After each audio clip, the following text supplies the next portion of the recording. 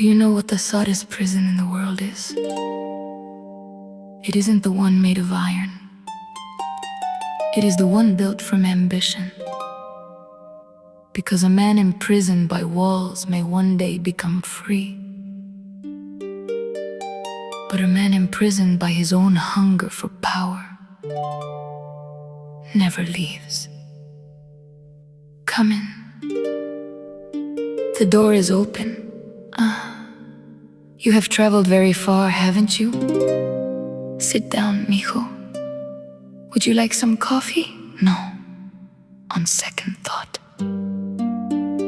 If you have come from Venezuela, I should offer you an arepa. Nobody who has traveled that far should be welcomed with coffee alone.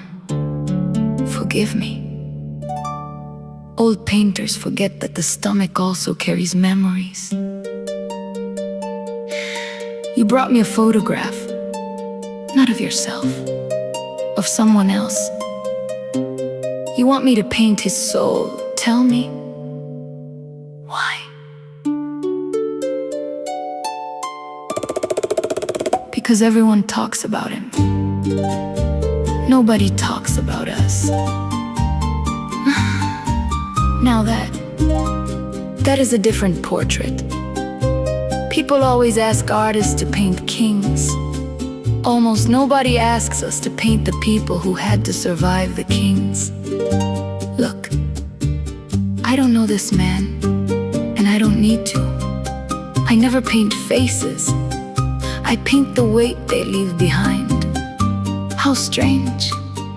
I don't see one person, I see millions. I see airports, suitcases, grandmothers crying at goodbye gates, children growing up calling another country home, doctors washing dishes, engineers driving taxis, teachers cleaning offices at midnight, people who never wanted another flag, only another chance.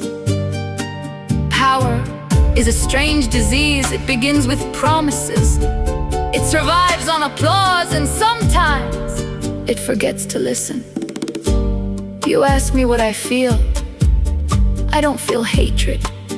Hatred paints ugly pictures. I feel grief.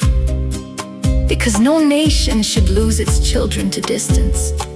No grandmother should celebrate birthdays by kissing photographs instead of grandchildren.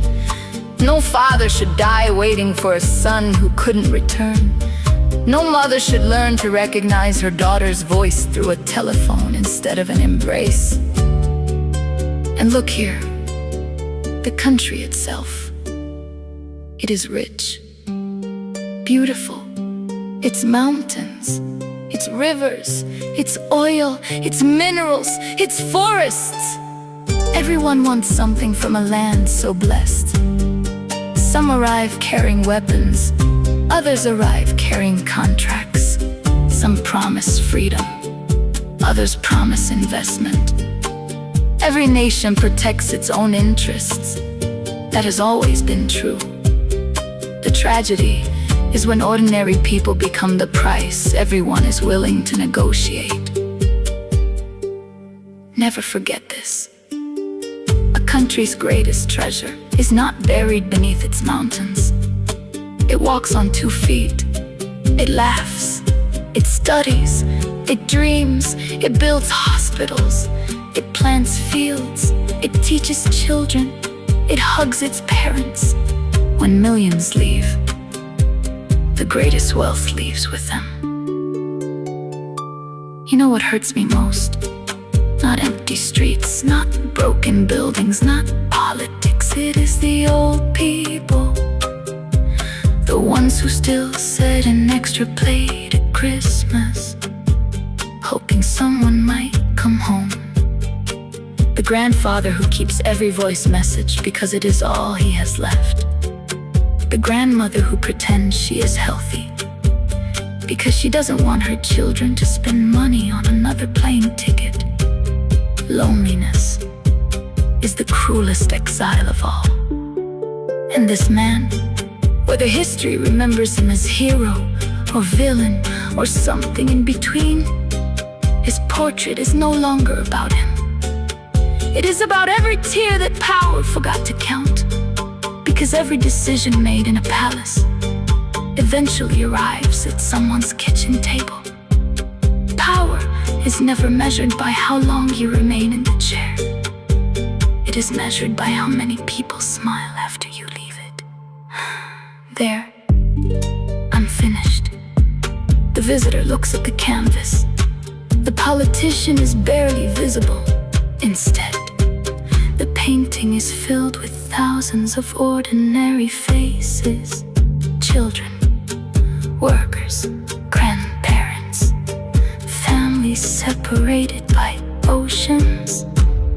The visitor whispers, "But where is he?" Frida smiles. He is there. He is simply no longer the most important person in the painting. Because history remembers presidents, but nations are made of mothers waiting by the window, grandfathers who die with one last unanswered prayer, and children who still dream of coming home.